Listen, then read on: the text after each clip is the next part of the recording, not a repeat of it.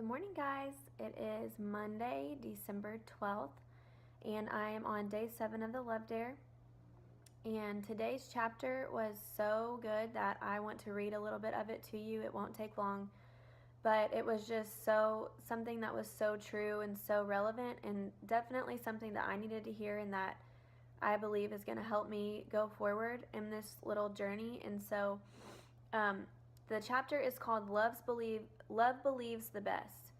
And I'll just kind of summarize it a little bit and then I'll read a little bit of it. But basically it's talking about how you have to, it's kind of like a story today. Like you have to imagine that we all have this room that's hidden deep in our heart. We have two rooms actually. The first room is called the Appreciation Room. And in this room is where you've written positive and encouraging things about your spouse. And every so often we visit this room because it's a special place. We enjoy visiting it. But and most likely all the things we've written in that room were written in the beginning of the relationship, probably before we got married.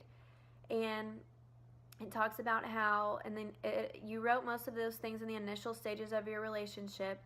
And, you know, there were all these things, you have to think about it, there were all these things that you loved about your spouse or whoever, your boyfriend, girlfriend, whatever the case may be for you. You know, like he's such a hard worker, he's so nice to me, he's really smart, he's so funny, he makes me laugh, like all these things and all these reasons that you're giving yourself for why you love this person. But then you also figure out that you don't visit that room as often as you used to, especially if you've been together for a couple of years. And down the hallway in your heart, there's another room, and this is called the Depreciation Room. And this is where we tend to visit the most. And this is the place where we've written all the negative things about our spouse, like things about their bad habits, what they do to hurt us, you know, what they're bad at, where they're lacking, or maybe they're just not filling up their full potential, and we know that. And so I know that for me, I definitely visit that room far more often than I visit the Appreciation Room, especially when we go through these seasons of fighting and arguing. And so I'm going to read just a little bit of what it says right here really quick. It says, this is about the Depreciation Room. It says, this room is lined with weaknesses and failures of your husband or wife.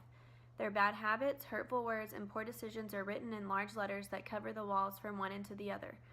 If you stay in this room long enough, you get depressed and start expressing things like, my wife is so selfish, or my husband can be such a jerk, or maybe even, I think I married the wrong person. Some people write very hateful things in this room where tell-off statements are rehearsed for the next argument. Emotional injuries fester here, adding more scathing remarks to the walls. It's where ammunition is kept for the next big fight, and bitterness is allowed to spread like a disease. People fall out of love here. But know this, spending time in the Depreciation Room kills marriages. Divorces are plotted in this room, and violent plans and schemes.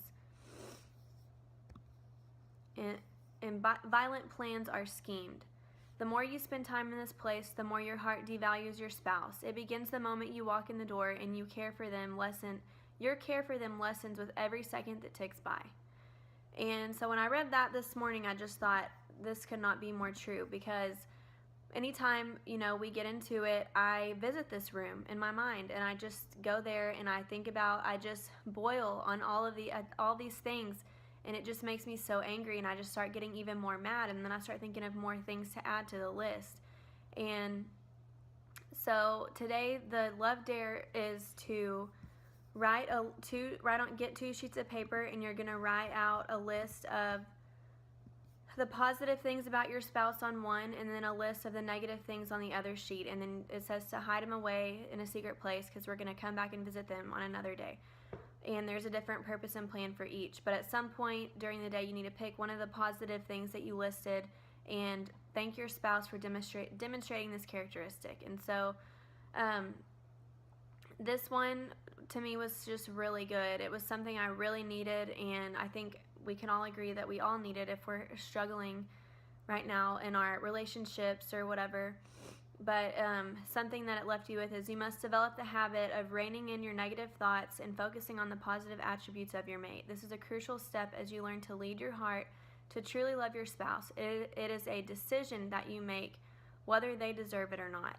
And last night, when I made video 6, I talked about just how everything starts in your head, and it all starts with negative thoughts or positive thoughts, depending on whatever the case may be. And so something that I'm going to be doing today is just continue practicing thinking about positive things. And even when those negative thoughts slip in, or when I get frustrated or aggravated about something, I'm going to choose to switch my focus onto something positive. Even if it's not about him, just think about something that is positive that will just lift my mood, because then when my mood is lifted, I'm not going to be thinking about those negative things, because you can't be doing both at the same time. So that is today's dare. It's day number 7. I hope you enjoyed it. If you're doing this with me, leave me a comment and let me know, or if this one was helpful to you, let me know. And I hope everyone has a great Monday. Bye.